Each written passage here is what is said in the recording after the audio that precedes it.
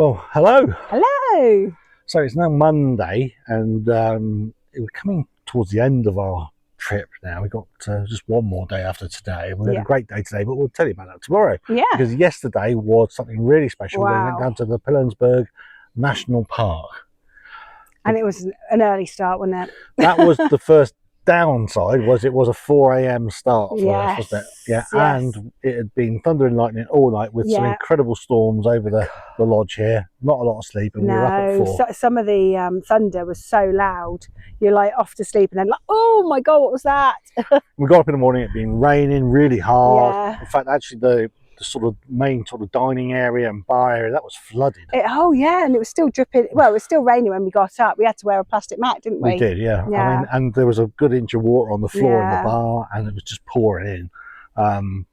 It's all gone now, and they've cleared it all up and everything. But it was a bit of a shock getting up, wasn't it? Not that we'd had a lot of sleep, but then we were on the road, and we're going to Pilanesberg, and it's the second biggest national park here in South Africa, 55,000 hectares after Kruger.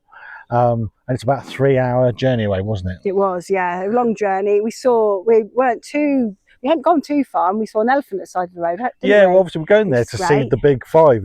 That's the reason for going. Go and see the Big Five, because they've got the Big Five in Pilanesberg. But we'd literally gone about 3 or 4 miles down the road here on the dirt track, and there was this massive male African elephant at the side of the road. You know, just the other side of a fence, and so it was like, wow, look at that. So we pulled over, didn't we? Take photos and videos of him. Yeah, he's obviously got an Instagram account there, elephant. He was quite photogenic. Well, they knew his name. I can't remember what they said his name was, but yeah. But that was a great start and a good omen for the day, actually, because we were very successful yesterday, weren't we? Yeah, we were. So 3-hour drive to Pilanesberg, and well, we stopped on the way down and got some chocolate. You had chocolate. Yeah, I bought some chocolate. I've missed my chocolate. They're really good because we'd had so much food yesterday, didn't we? Because they'd actually given us, we'd had a breakfast, and then they gave us we thought it was our packed lunch, didn't we? And full of you had a sandwich, some crisps, some fruit, and a little chocolate bar in there. But it wasn't our lunch, it was just a snack, wasn't it? Yeah. They're quite good at feeding here. Yeah. So, but that was really, really good, and the 3 hours did actually fly by, and some of the scenery went down through one of the other provinces where the mines are and the mountains are. And beautiful scenery. Really gorgeous scenery. So it was quite a good drive, and we arrived at Pilanesberg, and then we sort of got out on mini buses, and then we got on board a sort of a safari type bus thing, wasn't it? And it's bigger than what we had here at Sebatana. They were almost like big pickup lorry. Really comfortable, weren't they? Really comfortable.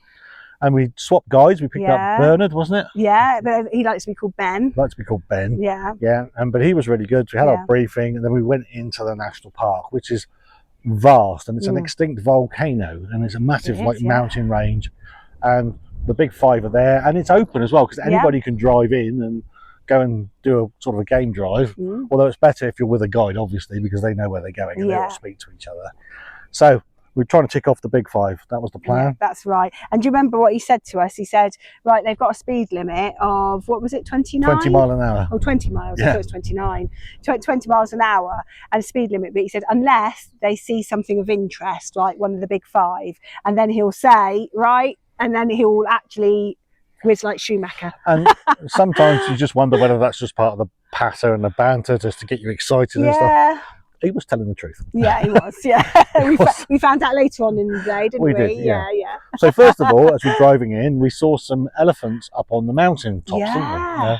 And they were just traipsing across the mountain. They were quite a way away, but it was good to see them. Yeah, they're massive anely, elephants, aren't they? So, you know. But our first close encounter was that white rhino that literally was just at the side of the road, and then just decided to cross the road and just mooch around. And I don't know, it didn't show us that much interest. It just was not fazed by us at all, was it? Not at all, no. Just there, just mind his own business. Interesting, that was brilliant. But a fairly close encounter with a white rhino, which was absolutely stunning. Yeah.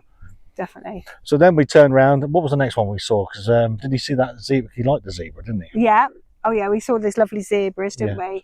Lovely zebra. And Ben made a point of explaining to us about the pigmentation and how that works, and why there's different coloured stripes. And they're actually, a zebra is actually, it's got black skin with white stripes. Oh yes, that was the takeaway point. But then we were obviously trying to find the Big Five, and then then had got sight of, or a radio comes through that there were some lions local, and That's right, yeah. so we went to try and find these lions, and we Yeah. knew exactly where he was going. When we got there were lions there, but they were in the distance. In the distance, yeah. They're under a tree, a male and a female. Yeah, and they were just sat there in the shade and just keeping themselves cool. And you could see them really clearly with binoculars, although the cameras were not so good in terms of the lenses on the cameras and stuff. No, not ours, but there were some people with better lenses, and they got some good shots, didn't they? If you had a big lens on your camera, you get some incredible shots, the male and the female, just because the female just sticking her head up above the grass, you could just see her ears and her eyes and stuff, and the male was generally facing the other way, wasn't he? But occasionally would turn around. Turn, and you could sort of see his like nose. But lions ticked, so that was great. So another one of the big five done. So then we turned around, didn't we? And then we were driving around again, and we saw that elephant at the side, just up on the mountain slope, wasn't it? And it almost looked like it was a waxwork model, wasn't it? It didn't move, did it? Just stood there. We were told that they do sleep standing up, so maybe he was having a nap. Well, if you didn't know any better, occasionally he would just lift his foot. Yeah. Just like gently lift his foot. Or his ears would flap. Or his ears would flap. And he just stood there, like almost like he was sleeping now, just in the way. But he was a big fella as well. He was, yeah. Yeah, so that was good. Yeah, in the distance, wasn't it? And we thought we'd seen lions, we've seen elephants. We're doing great. And then we went round further on, and then it was like that scene out of Dumbo, wasn't it? With that was amazing. Mother and the baby elephants. Absolutely, it was a herd. Yeah. A herd of elephants. Or a troop, is it? Was it a troop of elephants? I don't know. We'll have to look it up. We'll put it on the caption. But absolutely amazing. So matriarch leading. Yeah, the matriarch. She's the one. She had like a round hole in her ear, didn't she? Yeah. And she was leading them all through, and they were literally just trampling everything, pulling down the trees. And we found out some really interesting information that they only stay at a tree for about 5 minutes, because in that time it sort of lets out a sour substance, doesn't it? So then it's a bit bitter for them to eat. So they stay there for about 5 minutes, and then they go on into the next lot. And the group had split into different buses, and there was another bus. They were a bit further on. They went down to a hide area overlooking sort of a watering hole. Yeah. And they got some footage of one of the elephants actually coming up and pushing against the hide. Yeah, they sort of moved out of the way quickly, didn't they? And because we've got this nice WhatsApp group with everybody sharing information and videos and stuff, I mean, everybody's sharing everything, and it's great. All the great footage that people are getting of all the wildlife. Yeah. And that did look quite an experience, because it seemed to come right close and literally push. They had to actually come out of the hide just for their safety. But they did. That hide area was good because there was a comfort break there as well. Yeah, there's a comfort break, and I saw some interesting birds down by the watering hole. Really, really good, and we were just loving it. It was really, really good, and we moved a bit further on, and then Ben did his. Oh no! Before then, do you remember someone stopped, the vehicle in front of us stopped, and they saw the leopard tortoise. Oh, there was that leopard tortoise as well. Yeah, and they went and got that. Yeah, that was cool. Because we hadn't seen that, and that's from the little five. That's part of the little five, not the big five. Yeah, the leopard tortoise. So there is a little five as well as a big five. That's it. Do you remember what the little five are? Ant, lion, buffalo. It's a buffalo beetle, a lion ant, elephant weasel. Yeah. A leopard, tortoise. There's a shrew as well. There's a shrew or something. Is it leopard, tortoise, shrew? I can't remember. Elephant shrew, is it? I can't remember. Elephant shrew. Elephant shrew. Anyway, we'll put all the details up in the text below. But anyway, we saw the leopard tortoise, and then Ben, suddenly we were just plodding along at 20 miles an hour, and then Ben just turned around and went, "Leopard, hold on tight," and he went. Foot hit the accelerator. That was brilliant, that chase, wasn't it? And we were just speeding across the park, and he definitely wasn't doing 20 miles an hour, and we were holding on tight, and and he was impatient to get past other traffic that was completely oblivious to it, because there were some private cars that obviously weren't on the radio comms. But then they saw us whizzing past and they followed on, didn't they? Yeah. They sort of thought, oh yeah, what are they after? And right as rain, he plonked us right in the spot, and this leopard just appeared. Amazing. Yeah. Actually, you can see it walking along, and then it went into the trees, and it came out a little bit, didn't it? And then the second lot of trees, it stayed. And apparently it's the hardest one to see, apparently, the big five. Oh, there's only, how many did they say was in there?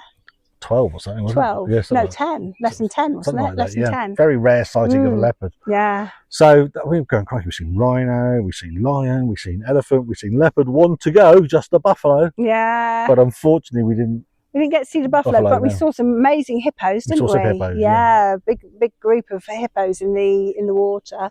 It was amazing. And then our 3 hours in Pilanesberg was over, and then we had to leave and say goodbye to Ben, and he dropped us back off at the bus when we were. But when we got there was that craft market there. There's a craft market, yeah. That was nice. It was you had nice. To do your bartering. Yeah. We're not great at that. So if you want to buy your trinkets and your tat and everything like that, you know, carved gibbons and whatever. You know, plastic warthogs or whatever, all that kind of stuff. You could buy all these things. Yeah. But it's all about negotiating the price, and something we need to get a bit better at. Yeah. I mean, we've got to come back with some souvenirs. Yeah. So then it was the 3 hour drive back to Sebatana, and we stopped on route, didn't we? We did. At some diner. Was it called Eagle Station Spur Diner or something, wasn't it? Something like that. Yeah, it was quite bizarre. Yeah. And it was a bit of nice. It was nice. A bit of food was really good. Taste of home almost, because we went there. It was a bit like a TGI Fridays or something, or Frankie and Benny's or something, wasn't it? Yeah, because if it's someone's birthday, they start singing out "Happy Birthday" to you, and they're like, go, la, la, la.